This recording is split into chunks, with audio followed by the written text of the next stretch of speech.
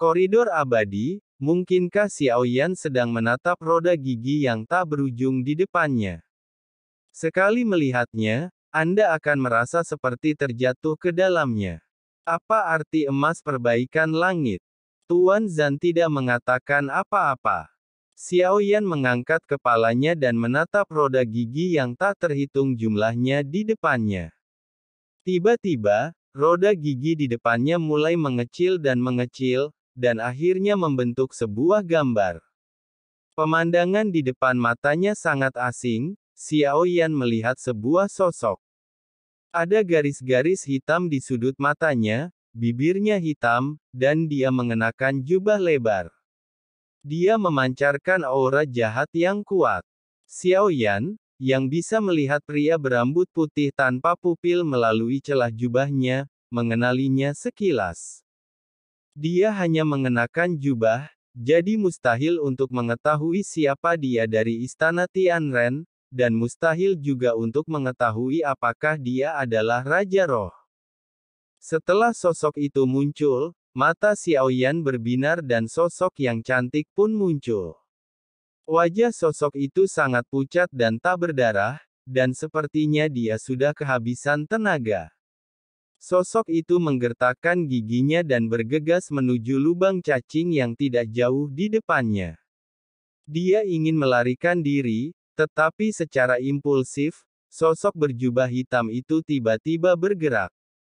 Dia mengangkat tangannya dan mengayunkannya dengan keras, yang segera menciptakan dampak yang sangat kuat, dan memantulkan kembali sosok yang hendak memasuki lubang cacing itu.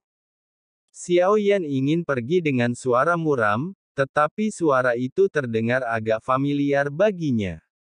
Bayangan hitam di depannya seharusnya adalah seorang raja spiritual.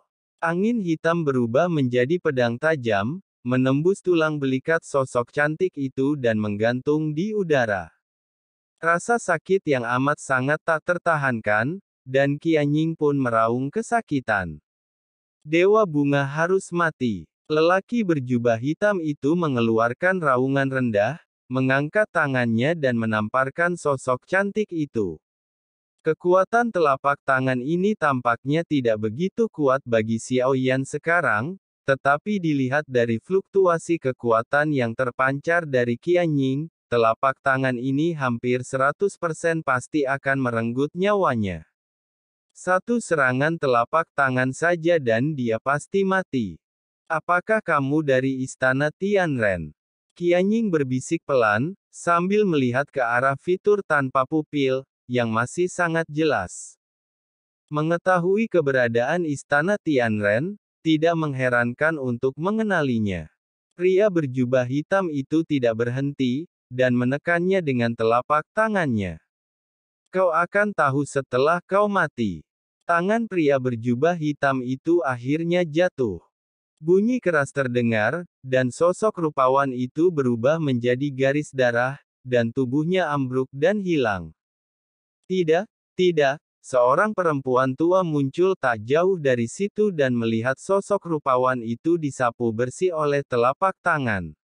Mengeluarkan suara gemuruh kesakitan. Sosok cantik yang terpantul di mata Xiaoyan berubah menjadi kabut darah dan menghilang. Apa ini? Bagaimana Yun Yun bisa mati? Dia jelas hidup dan sehat sekarang. Mungkinkah apa yang kita lihat sekarang adalah gambaran masa depan? Xiaoyan merasa pemandangan di hadapannya sangat asing. Dan dia sangat bingung dan heran. Tidak peduli apa yang kamu pikirkan sekarang, kamu akan membuat pilihan yang sama. Apakah gambarnya mengenai masa lalu atau masa depan, Anda membuat pilihan yang sama. Ini adalah koridor abadi. Emas perbaikan langit di depanmu dapat membawamu ke sana. Tentukan pilihanmu. Ketika tiga kata Penatua Zhan sampai ke telinga Xiaoyan, dia tertegun sejenak.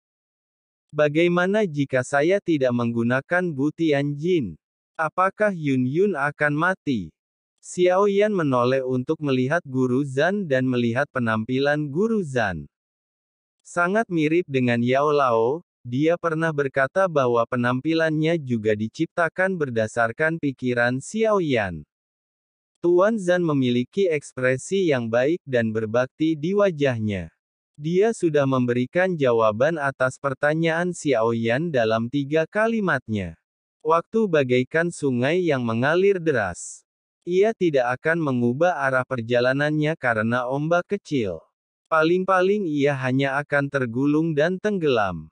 Xiaoyan tidak mempercayainya, jadi dia meninggalkan menara Zichen Suling dan kembali ke dunia nyata.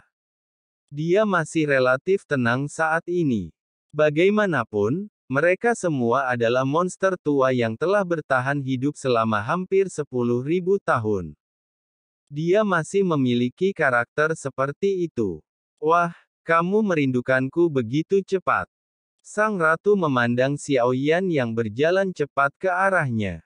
Ia langsung bercanda bahwa tampaknya selama bertahun-tahun, Ratu dan Ye Beijing sama-sama memancarkan temperamen yang berbeda. Baik Xiaoyan maupun Fearless Team, dia tampak tidak pada tempatnya. Mereka tampak malas. Dia bahkan tidak memiliki ide untuk mengejar kekuatan, dan dia jarang berlatih. Kultivasi adalah tujuannya. Begitu seseorang kehilangan tujuannya dan tidak lagi memiliki tujuan, itulah hal yang paling menakutkan. Namun, mereka tampaknya tidak memerlukan tujuan atau arahan sama sekali. Mereka tampaknya dapat melakukan apa saja dalam waktu lama dan bersenang-senang. Dia jelas merindukanku. Ketika Ye Beijing melihat Xiaoyan, dia langsung menghampirinya. Kulitnya yang putih dan pakaiannya membuatnya tampak menggoda, tetapi mata Xiaoyan tidak pernah tertuju pada Ye Beijing. Nanfu, tahukah kamu bahwa kakak senior kelima Meilin memiliki murid bernama Yunzi? Xiaoyan langsung menceritakan masalahnya kepadanya. Ratu tertegun ketika mendengar ini, lalu dia mengangkat tangannya dan beberapa catatan muncul di depannya, berkata, "Tunggu sebentar. Aku ingin tahu apakah dia diam-diam menerima murid perempuan di belakangku." Ratu tidak mengenal Yunzi. Ini sangat aneh. Pertama, mustahil bagi Ratu untuk tidak mengetahui kisah cinta Xiaoyan. Orang kepercayaan seperti Yun Yun pasti mengetahui hal ini. Sekalipun dia tidak tahu tentang murid Merlin, dia pernah mendengar tentangnya. Kedua, Ratu memiliki paviliun Qianji, jadi dia pasti tahu dari mana Yunzi berasal, dan Xiaoyan harus mengingatnya. Anda pasti tahu dari mana asalnya. Dan Xiaoyan teringat bahwa Ratu tahu tentang keberadaan Yun Yun, tetapi sekarang dia sepertinya sudah melupakannya, dan sepertinya dia tidak pernah mengenal orang ini. Nanfu, bisakah kamu meminta kakak senior Merlin untukku? Xiaoyan bertanya dengan cemas. Ye Beijing bersikap bijaksana dan tidak menyela sampai semua orang tenang. Kemudian dia berkata, "Siapa Yunzi?" Kedengarannya seperti wanita, apakah dia istrimu? Ye Beijing menatap Xiaoyan dengan mata berkeliaran, "Tidak.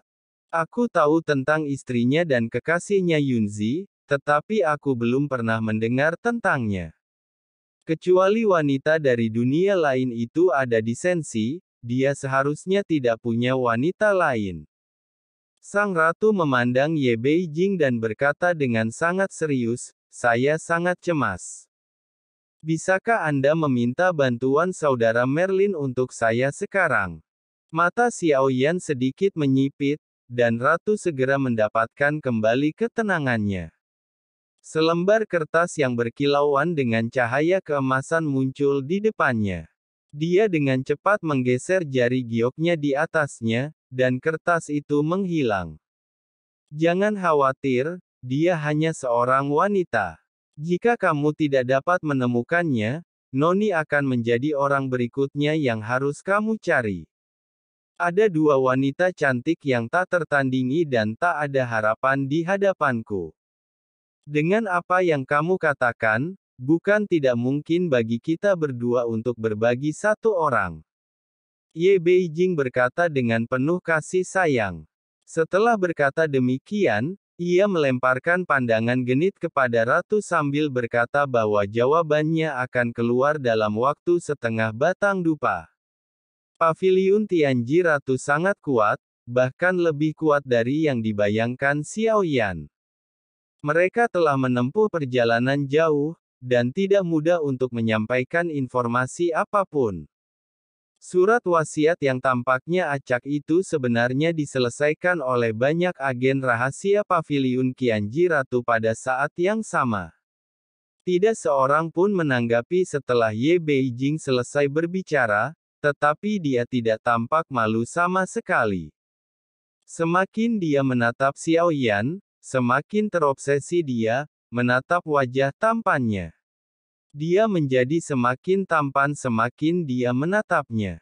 Sang ratu tidak bisa menahan diri untuk tidak menatap Ye Beijing dengan tatapan kosong. Nimfomaniak yang tidak punya otak seperti itu jarang terjadi, terutama bagi pria kuat seperti Ye Beijing. Itu bukan salahnya. Itu semua karena jalan 10.000 giok yang dia praktikkan. Tampaknya di matanya, yang dilihatnya hanyalah orang biasa saja, begitu pula dengan dirinya atau sang ratu. Menggemparkan jiwa, membuat orang tergila-gila, dan menatapnya, tidak mampu melepaskan diri. Di bawah tatapan Ye Beijing, Xiao Yan sedikit bingung, tetapi tampaknya perlahan mulai terbiasa. Ding datang dengan siulan cahaya dingin, dan kecepatan sang ratu melambat. Akhirnya, ia berubah menjadi kupu-kupu roh dan jatuh ke telapak tangannya. Sang ratu melihat catatan di tangannya lalu menyerahkannya kepada Xiao Yan. Kata-kata di catatan itu mengejutkan Xiao Yan. Merlin tidak pernah menerima murid.